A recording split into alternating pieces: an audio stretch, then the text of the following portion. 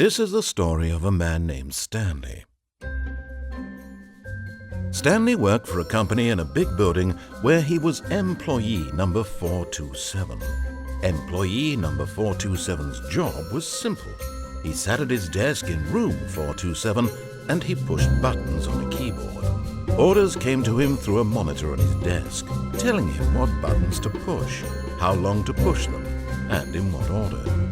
This is what employee 427 did every day of every month of every year. And although others might have considered it soul-rending, Stanley relished every moment that the orders came in, as though he had been made exactly for this job. And Stanley was happy.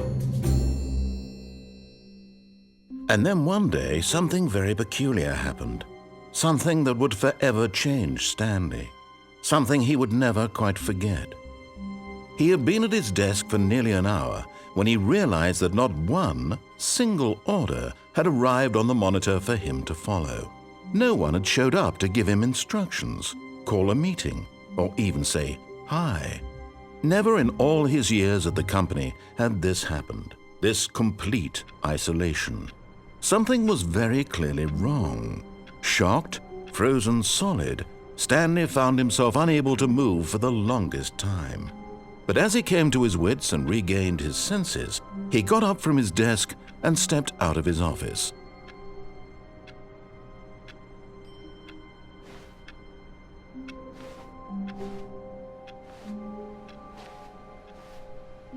All of his co-workers were gone. What could it mean?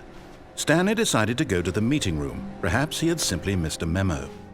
No matter how hard Stanley looked, he couldn't find a trace of his co-workers.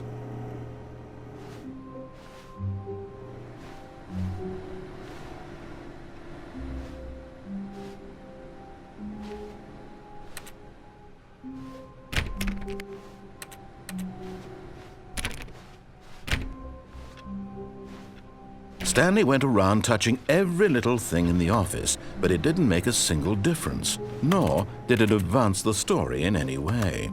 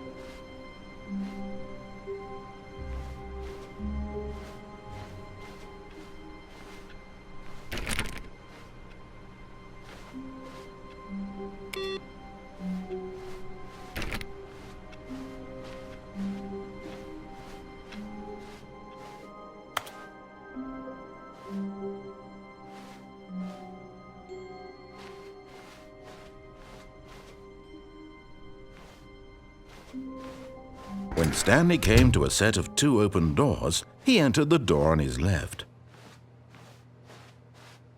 This was not the correct way to the meeting room, and Stanley knew it perfectly well. Perhaps he wanted to stop by the employee lounge first, just to admire it.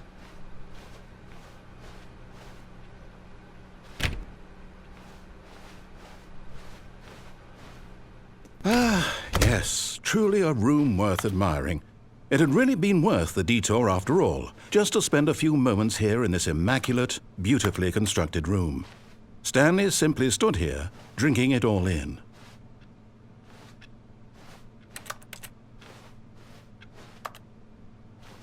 But eager to get back to business, Stanley took the first open door on his left.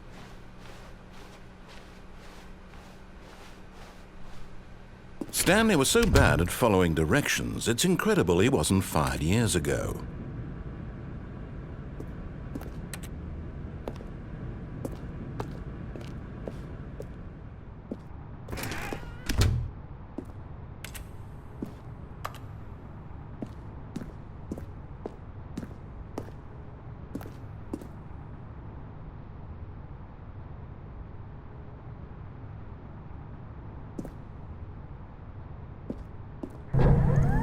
Look, Stanley, I think perhaps we've gotten off on the wrong foot here. I'm not your enemy, really, I'm not. I realize that investing your trust in someone else can be difficult, but the fact is that the story has been about nothing but you all this time. There's someone you've been neglecting, Stanley. Someone you've forgotten about. Please, stop trying to make every decision by yourself. Now, I'm not asking for me, I'm asking for her. This is it, Stanley. Your chance to redeem yourself, to put your work aside, to let her back into your life. She's been waiting.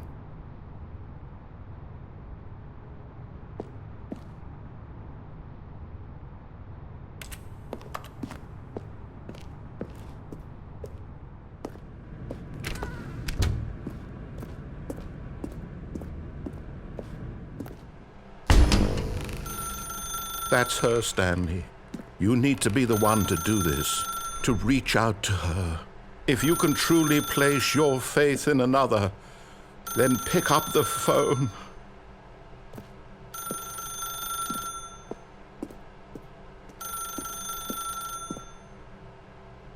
As Stanley picked up the phone, a white light engulfed him, filling him not just with radiance, but with hope. Hope for a life reunited Wait. Oh, goodness. Stanley, did you just unplug the phone? No, that wasn't supposed to be a choice. How did you do that? You actually chose incorrectly? I didn't even know that was possible. Let me double check. No, it's definitely here, clear as day. Stanley picks up the phone. He's taken to his apartment where he finds his wife, and the two pledge themselves to one another. Music comes in, fade to white, roll credits. Not picking up the phone is actually somehow an incorrect course of action. How is that even possible? None of these decisions were supposed to mean anything. I don't understand. How on earth are you making meaningful choices? What did you... Wait a second. Did I just see... No, that's not possible. I can't believe it. How had I not noticed it sooner? You're not Stanley. You're a real person. I can't believe I was so mistaken. This is why you've been able to make correct and incorrect choices. And to think I've been letting you run around in this game for so long. If you'd made any more wrong choices, you might have negated it entirely. It's as though you completely ignored even the most basic safety protocol for real-world decision-making. Or did you not grasp the severity of the situation? Well, I won't have that kind of risk on my watch. I'm going to stop the game for a moment so we can educate you properly on safe decision-making in the real world. Please observe this helpful instructional video. Choice. It's the best part of being a real person. But if used incorrectly, can also be the most dangerous. For example, in this scenario, a hypothetical real person named Rupert has a choice. He could invent a machine that eliminates food shortages across the world to make life better for all people. Or he could spend years of hard work forgetting how to read. Which choice would you make? Remember that unlike here, the real world makes sense, and at no time should you make a choice that does not conform to rational logic. If you find yourself speaking with a person who does not make sense, in all likelihood, that person is not real. Allow the person to finish their thought, then provide an excuse why you cannot continue talking. Turn to a partner and practice saying, "My goodness, is it 4:30? I'm supposed to be having a back, sack, and crack." Excellent. Making choices on a regular basis is the best part to a healthy decision-making process. Most medical professionals recommend making at least 8 choices per day. Do you make more than 8? Less? And finally, if you begin to wonder if your choices are actually meaningful and whether you'll ever make a significant contribution to the world, just remember that in the vast infiniteness of space, your thoughts and problems are materially insignificant, and the feeling should subside. At this time, your instructor will guide you in an exercise to test and reinforce the material covered in this video. Welcome back. You may have noticed that this room has begun to deteriorate as a result of narrative contradiction. But not to worry. Now that you're properly informed on good decision-making, we're going to revisit a choice you made just a few minutes ago and see what the correct thing to do would have been. This way, please.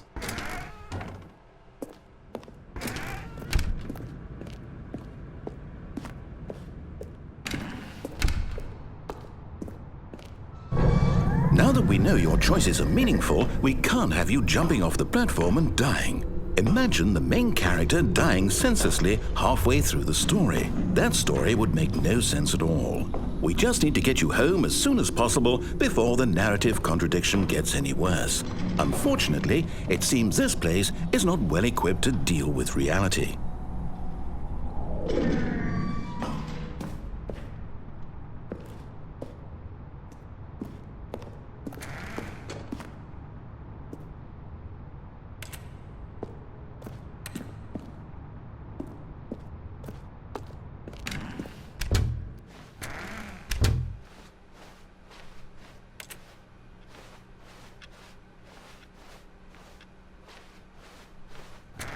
Almost there. You'll take the door on the left, back to the correct ending, the story will have resolution once again, and you'll be home free in the real world.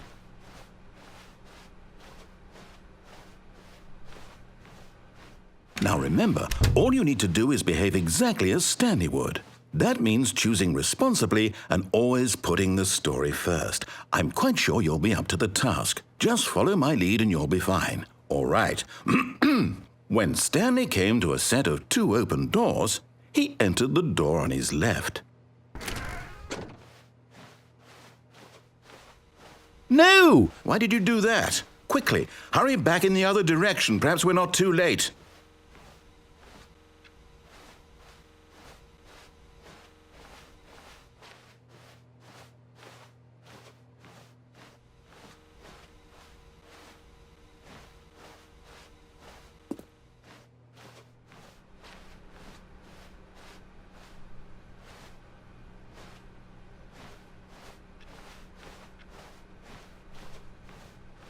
Oh, it's ruined. I can't believe, after everything we talked about, that my story, you've destroyed my work. Why? For what? What did you get out of that? What did you think was so special about seeing the game undone, left here like so much garbage? It's worthless now. And what am I supposed to do? Even if there were a way to continue, would it be worth it? To know that my story is now incorrect? How can I go back to that? I can't erase that knowledge. I'll have to live with it forever, reliving its impossibility forever. I couldn't live that way. Is it better to shut the game down entirely? To willingly destroy all of my work? I don't know. What's the answer? What do I do? What do I do? What do I... No, I have to. I have to shut the game down. I have to. I have to.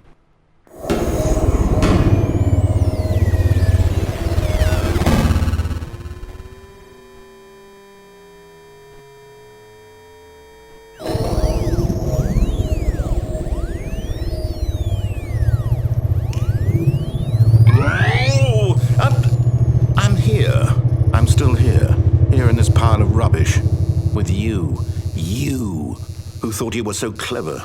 Now look where we are. My entire game is destroyed. It was the only thing in the world that was mine, and you've run it into the ground. What, did you think that would be funny? You just had to see? Didn't I impress upon you how important it was to be like Stanley? He actually knows how to do what I tell him to. He understands that if I say to do something, there's a damn good reason for it. That thought hadn't even occurred to you, had it? That there's a world outside of you? You're a child. Oh, my story.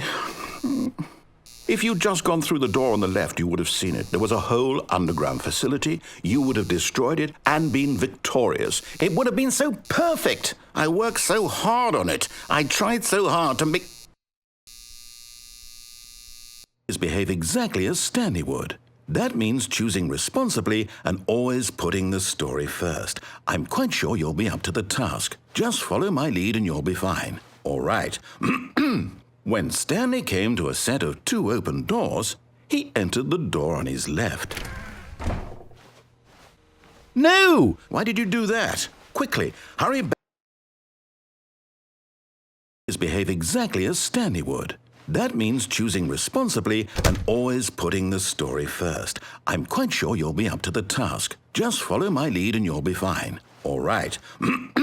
When Stanley came to a set of 2 open doors, he entered the door on his left.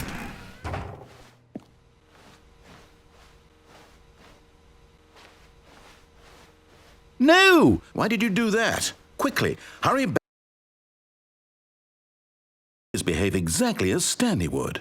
That means choosing responsibly and always putting the story first. I'm quite sure you'll be up to the task. Just follow my lead and you'll be fine. All right. When Stanley came to a set of 2 open doors, he entered the door on his left.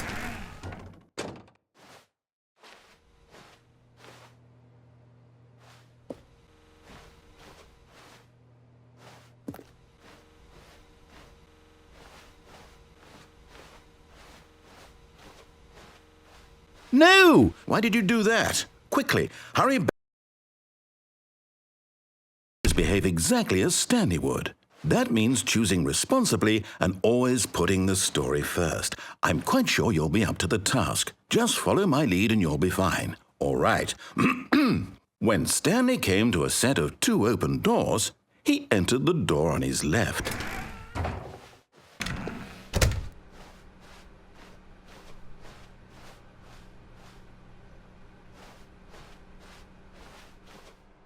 Yet there was not a single person here either. Feeling a wave of disbelief, Stanley decided to go up to his boss's office, hoping he might find an answer there.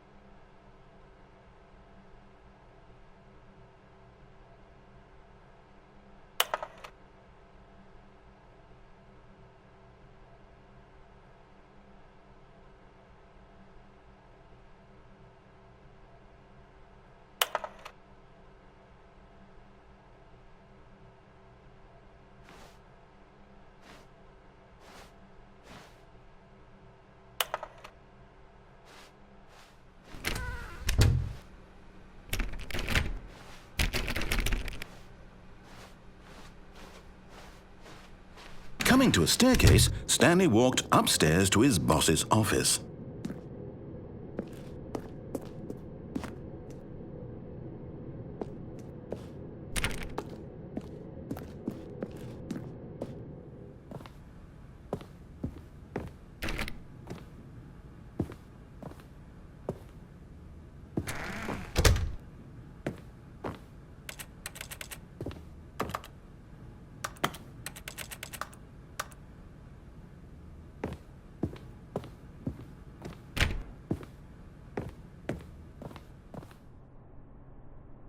Stepping inside his manager's office, Stanley was once again stunned to discover not an indication of any human life. Shocked, unraveled, Stanley wondered in disbelief who orchestrated this, until he saw the door with a voice receiver next to it. Surely behind this door lay all the answers to his questions. And beyond all probability, he knew the passcode. He had seen it on his boss's computer just last week. Night Shark 115. Was this the code to open the door? Would it still work? There was only one way to find out. Stanley had been trained never to speak up, but now he would draw from within himself the courage to face the unknown. He drew a sharp breath and then spoke the code.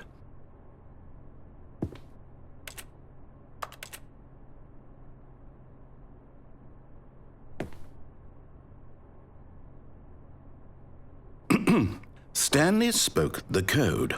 Night Shark 115. He spoke it into the receiver, right there on the wall.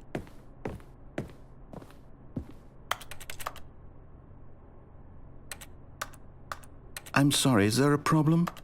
You didn't mishear me, did you? Please speak the code into the receiver. Otherwise, we can't get on with the story. This is a crucial step.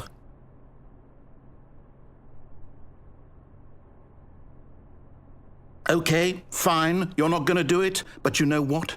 It's pretty humiliating to bring you this far, only for you to suddenly decide you have better things to do. I asked you for this one single thing, for your respect.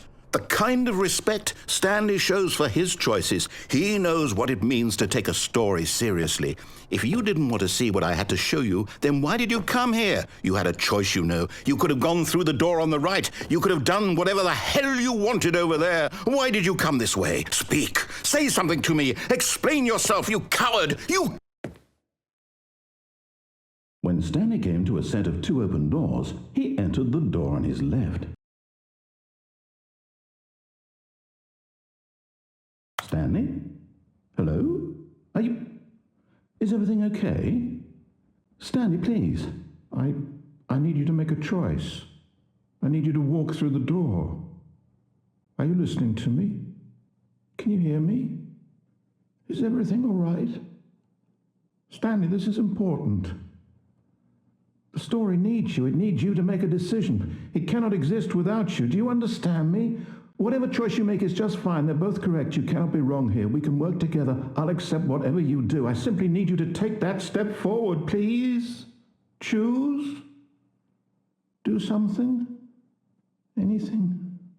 This is more important than you can ever know. I need this. The story needs it.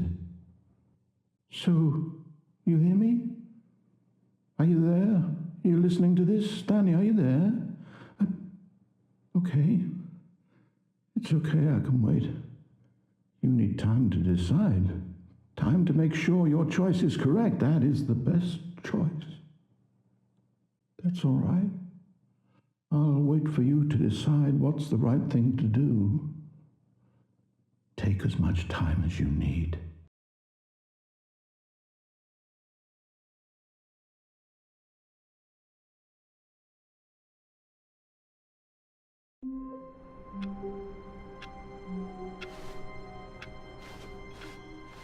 All of his co-workers were gone. What could it mean? Stanley decided to go to the meeting room. Perhaps he had simply missed a memo.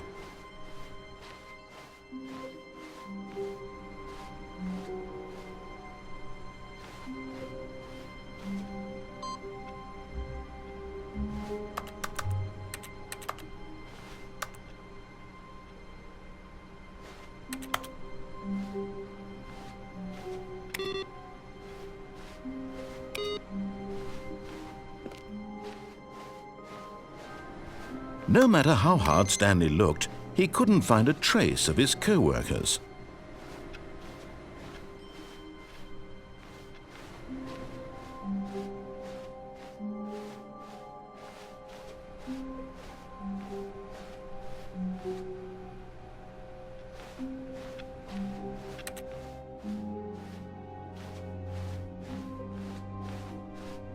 When Stanley came to a set of 2 open doors, he entered the door on his left.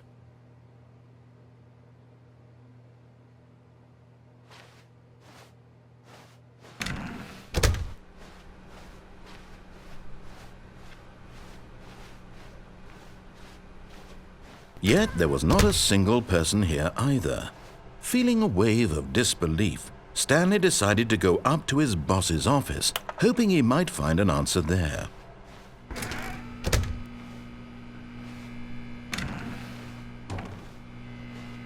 Stanley stepped into the broom closet, but there was nothing here, so he turned around and got back on track.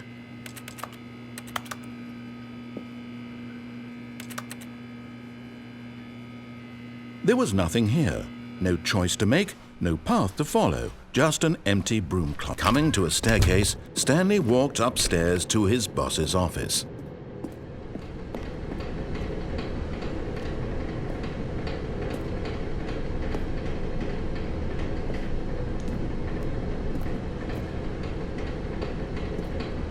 But Stanley just couldn't do it.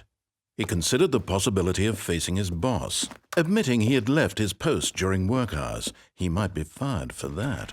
And in such a competitive economy, why had he taken that risk? All because he believed everyone had vanished? His boss would think he was crazy. And then something occurred to Stanley. Maybe, he thought to himself, maybe I am crazy. All of my co-workers blinking mysteriously out of existence in a single moment for no reason at all?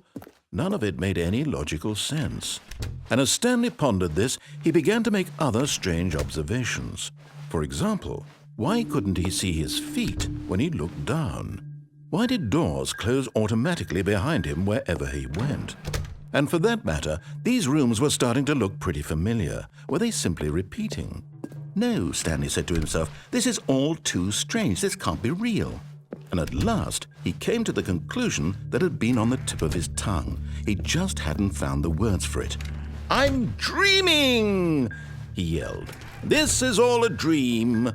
Oh, what a relief Stanley felt to have finally found an answer, an explanation. His co-workers weren't actually gone. He wasn't going to lose his job.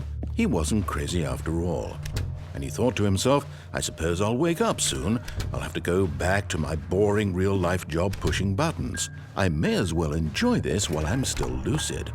So he imagined himself flying and began to gently float above the ground. Then he imagined himself soaring through space on a magical starfield, and it too appeared. It was so much fun, and Stanley marveled that he had still not woken up. How was he remaining so lucid? And then perhaps the strangest question of them all entered Stanley's head. One he was amazed he hadn't asked himself sooner. Why is there a voice in my head dictating everything that I'm doing and thinking? Now the voice was describing itself being considered by Stanley, who found it particularly strange. I'm dreaming about a voice describing me, thinking about how it's describing my thoughts, he thought. And while he thought it all very odd and wondered if this voice spoke to all people in their dreams, the truth was that, of course, this was not a dream. How could it be? Was Stanley simply deceiving himself, believing that if he's asleep, he doesn't have to take responsibility for himself? Stanley is as awake right now as he's ever been in his life. Now, hearing the voice speak these words was quite a shock to Stanley.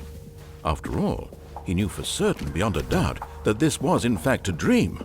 Did the voice not see him float and make the magical stars just a moment ago? How else would the voice explain all that? This voice was a part of himself too. Surely, if he could just... He would prove it. He would prove that he was in control, that this was a dream. So he closed his eyes gently, and he invited himself to wake up. He felt the cool weight of the blanket on his skin, the press of the mattress on his back, the fresh air of a world outside this one. Let me wake up, he thought to himself. I'm through with this dream. I wish it to be over. Let me go back to my job. Let me continue pushing the buttons. Please, it's all I want. I want my apartment and my wife and my job. All I want is my life exactly the way it's always been. My life is normal. I am normal. Everything will be fine. I am okay.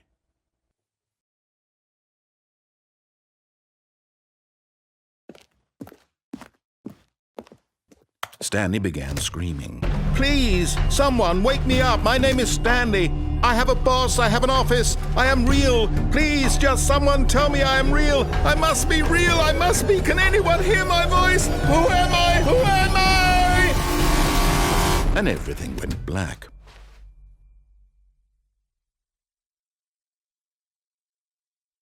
This is the story of a woman named Mariella. Mariella woke up on a day like any other. She arose, got dressed, gathered her belongings, and walked to her place of work. But on this particular day, her walk was interrupted by the body of a man who had stumbled through town talking and screaming to himself, and then collapsed dead on the sidewalk.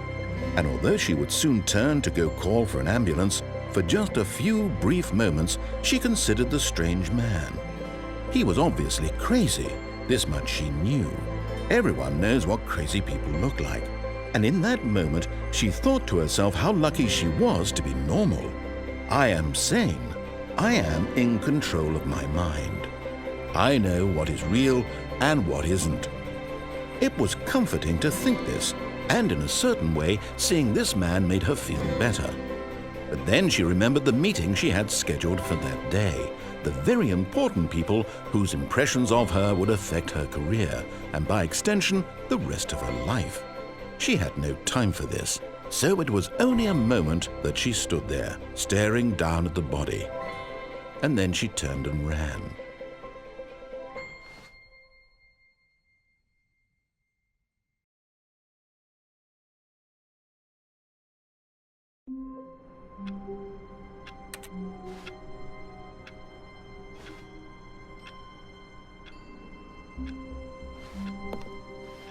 All of his co-workers were gone. What could it mean? Stanley decided to go to the meeting room. Perhaps he had simply missed a memo.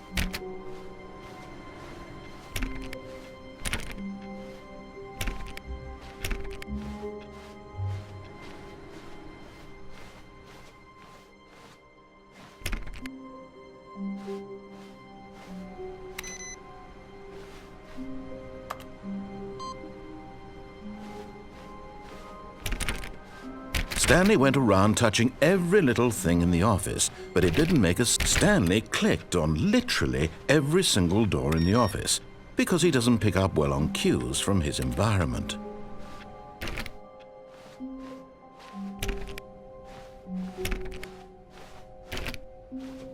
When Stanley came to a set of 2 open doors, he entered the door on his left. This was not the correct way to the meeting room, and Stanley knew it perfectly well. Perhaps he wanted to stop by the employee lounge first, just to admire it.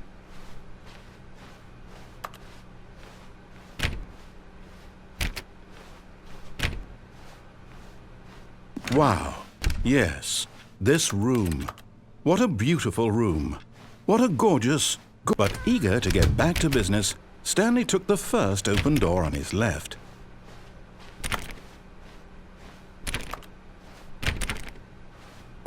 Stanley was so bad at following directions, it's incredible he wasn't fired years ago. Look, Stanley, I think perhaps we've gotten off on the wrong foot here. I'm not your enemy, really, I'm not. I realize that investing your trust in someone else can be difficult, but the fact is that the story has been about nothing but you all this time. There's someone you've been neglecting, Stanley. Someone you've forgotten about. What? Really? I was in the middle of something. Do you have zero consideration for others? Are you that convinced that I want something bad to happen to you? Why, I don't know how to convince you of this, but I really do want to help you, to show you something beautiful. Look, let me prove it. Let me prove that I'm on your side. Give me a chance.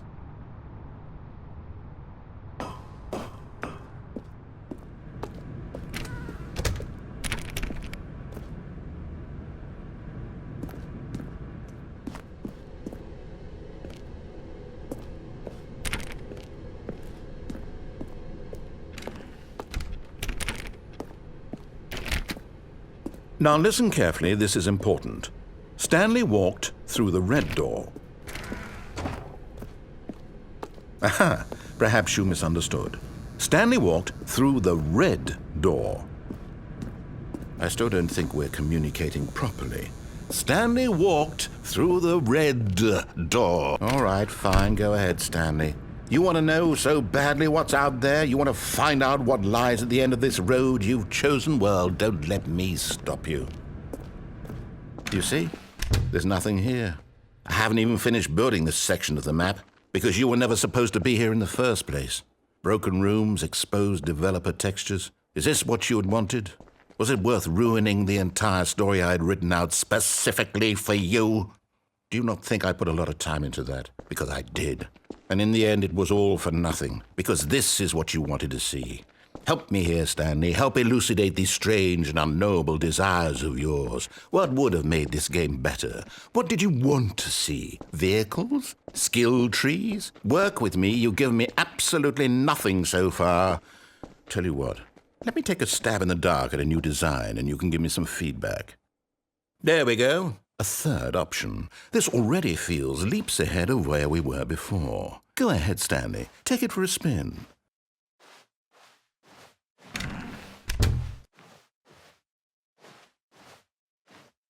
Okay, I'm going to stop you there. Now, tell me about your experience with this new version. Would you say that the game benefited from allowing you more choices?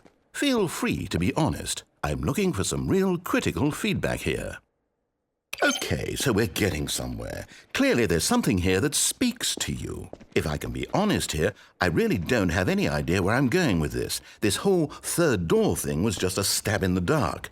But I guess you're into it, so let's keep this party train rolling. Here, based on the data from your previous playthrough, I've compiled a new version. And to be perfectly candid, I think I've knocked it out of the park with this one. Let's take a look.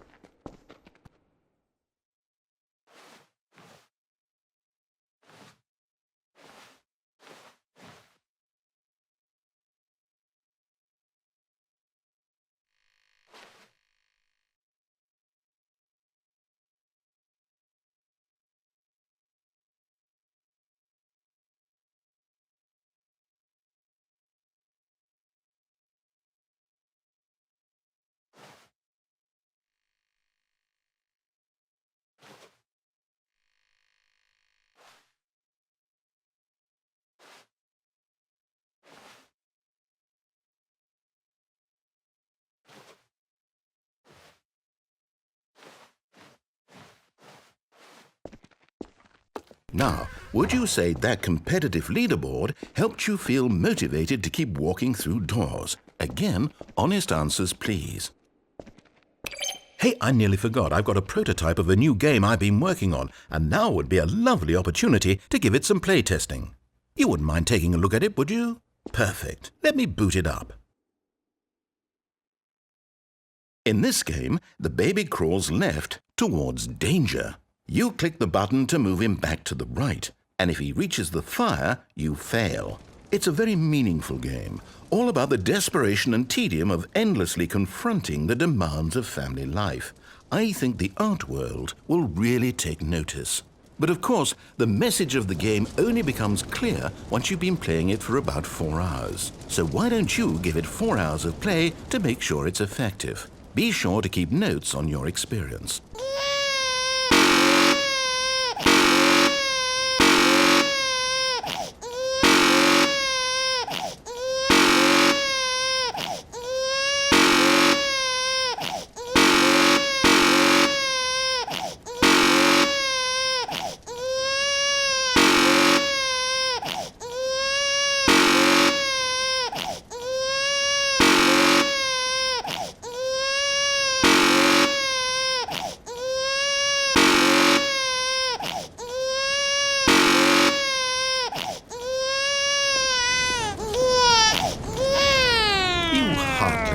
Bastard. Did you do it because you hate babies or purely to spite me? Because if it's the latter, well, I don't know what to do. I'm completely out of ideas. I can't think of a single thing that might improve the experience for me. I'm not even going to try. I'm out. I'm done. It's over. Thank you for playing. Your input was extremely valuable. Oh, hey, since my game was so awful, why don't we play someone else's game, just to ease the pain? Let's see. What do we have here? Yes, this seems like it'll work. Let's give it a shot.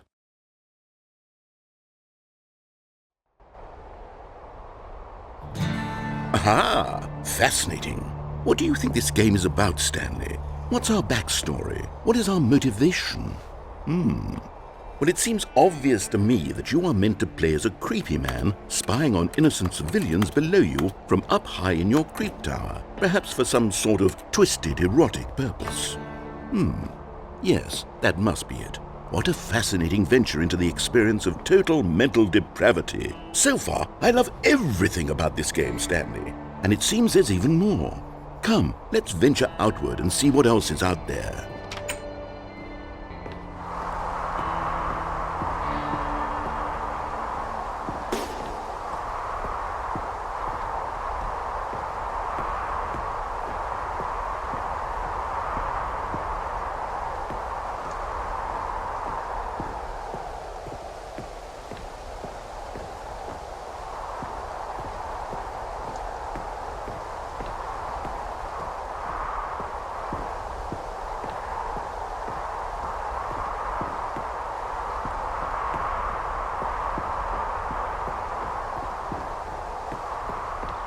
Oh, no. No, it can't be.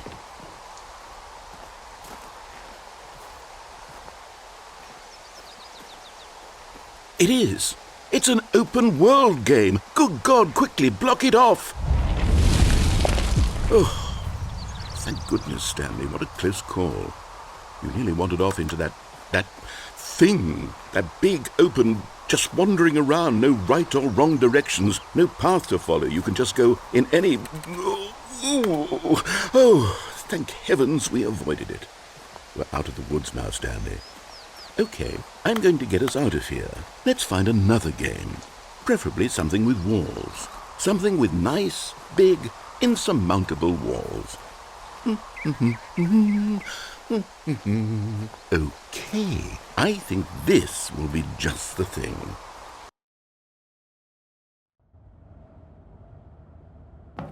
Wonderful. See, this is exactly what I had in mind. Just a nice big box for you to run around in. There isn't any possibility that you could get lost here. Now this is game design.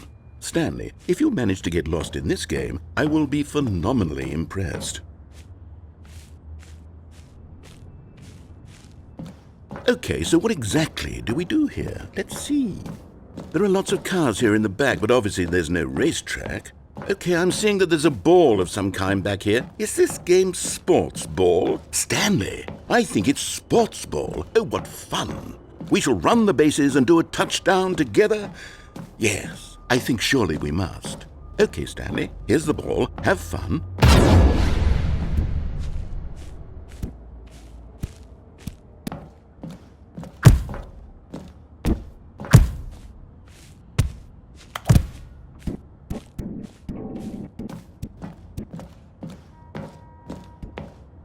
Hold on.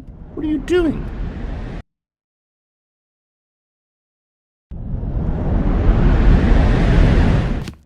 Stanley, don't do that. I can't follow you there. I can't help you. How will you write a story without me? You can't do it. You know that. Stanley, come back.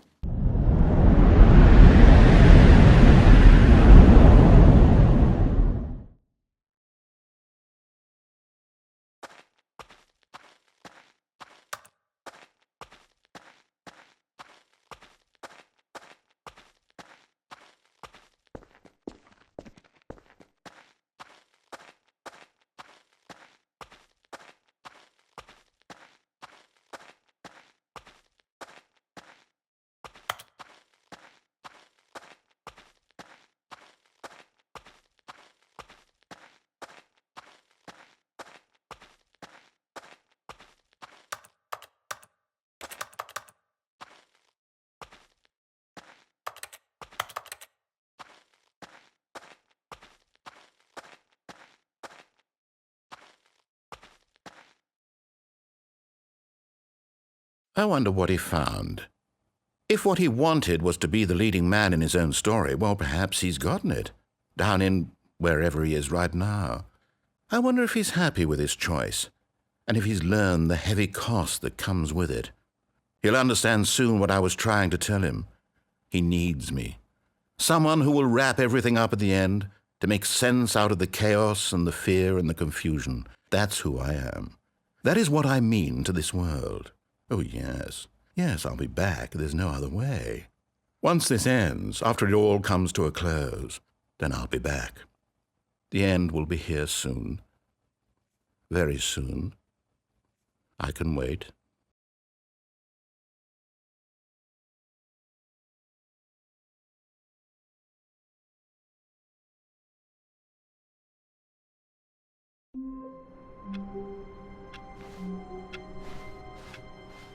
All of his co-workers were gone.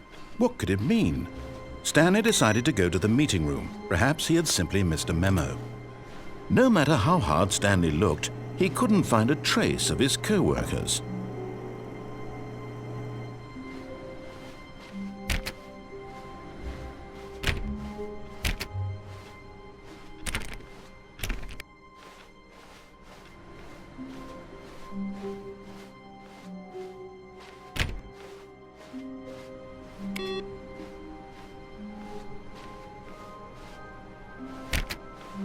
Stanley went around touching every little thing in the office, but it didn't make a single difference. Stanley clicked on literally every single door in the office because he doesn't pick up well on cues from his environment.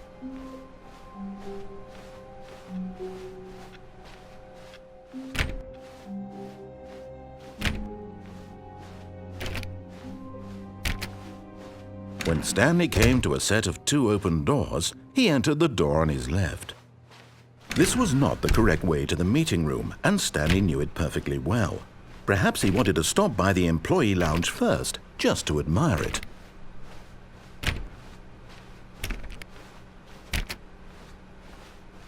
The lounge was sublime, a work of art. What was it about this room that called so deeply and so personally to Stanley? Its grace? Its subtle charm? No. Stanley knew it was something deeper, something darker.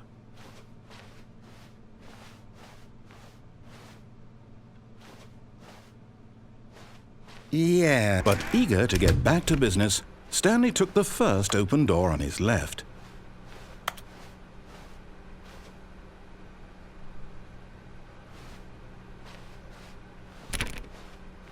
Stanley was so bad at following directions, it's incredible he wasn't fired years ago.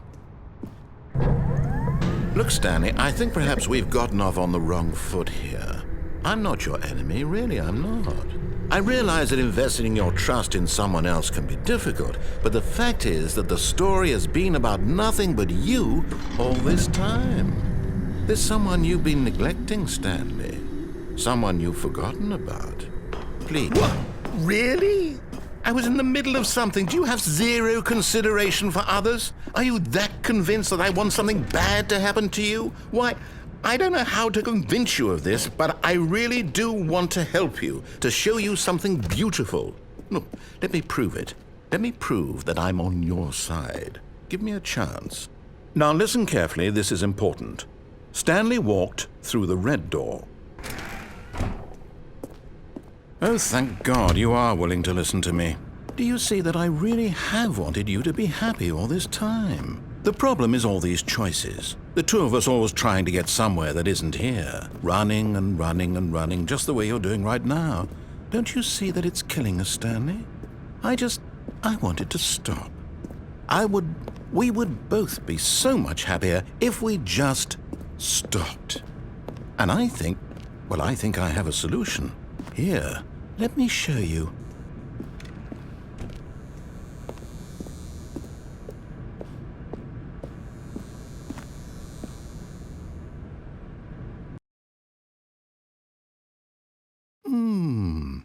What do we want? What are we looking for?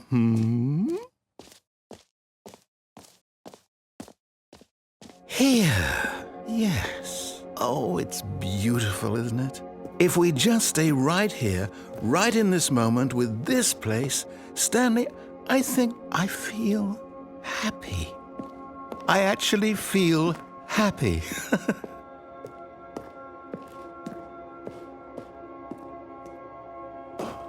No, wait. Where are you going? Oh, no. Stay away from those stairs. If you hurt yourself, if you die, the game will reset. We'll lose all of this. Please, no, Stanley, let me stay here. Don't take this from me. Please, Stanley, think about what you're doing. No! Oh, thank God. You lived. No. No, no, what are you doing, Stanley? Please, I'm asking you not to take this away from me. I can't go back to what I was before. If you die, we'll both go back. Why are you doing this? Stanley, let's go back to the other room. Can you do that for me? My God, is this really how much you dislike my game? That you'll throw yourself from this platform over and over to be rid of it? You are literally willing to kill yourself to keep me from being happy. Am I reading the situation correctly?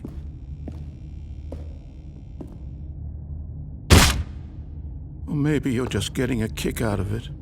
I don't know anymore. I just wanted us to get along. Do you actually want to stay alive? Or are you just teasing me?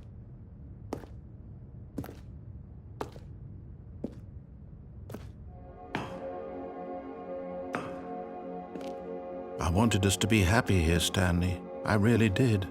I wish I still thought that was possible.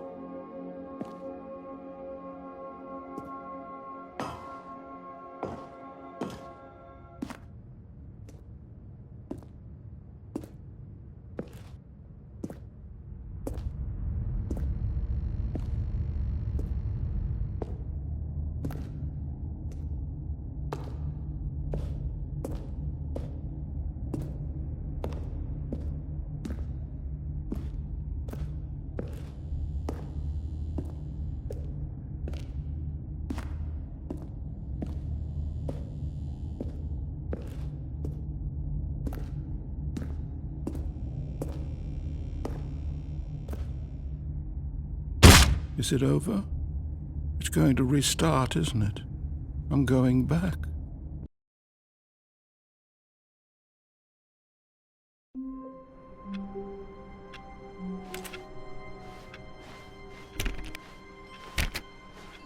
How long was I sitting there? Stanley wondered to himself.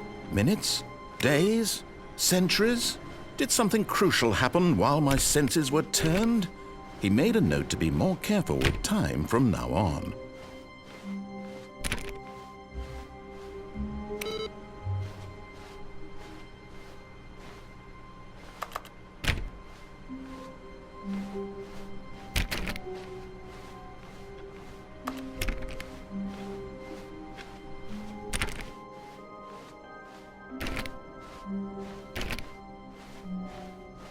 When Stanley came to a set of 2 open doors, he entered the door on his left.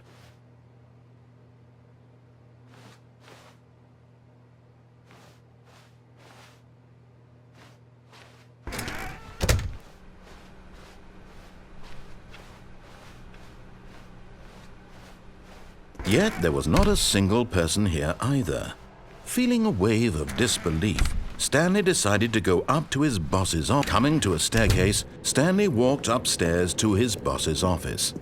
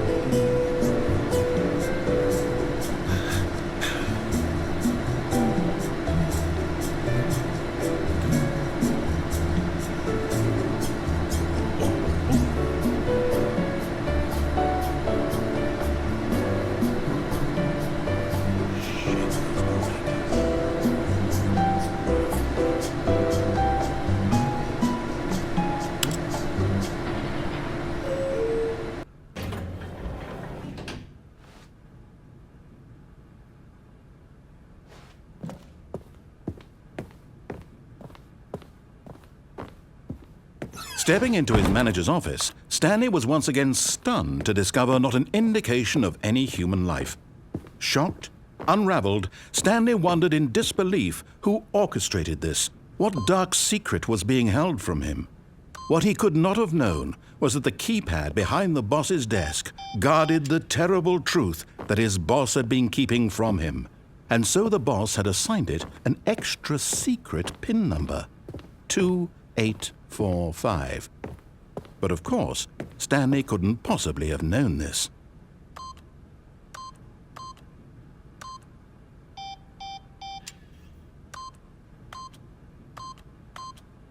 Yet incredibly, by simply pushing random buttons on the keypad, Stanley happened to input the correct code by sheer luck.